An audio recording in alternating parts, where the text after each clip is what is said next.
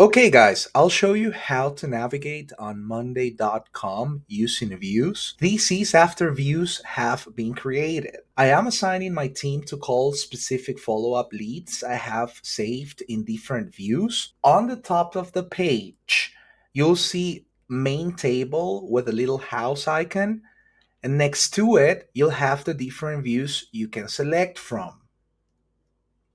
Sometimes, depending on your browser's zoom, views may be under a drop down menu. Okay.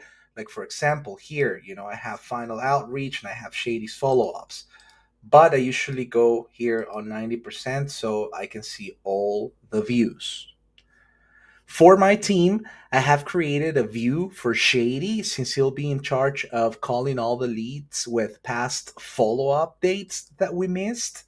Right here, you can see that follow ups. Okay. And then for Willis, I have created a view to call all the follow ups we have for today, like you can see here.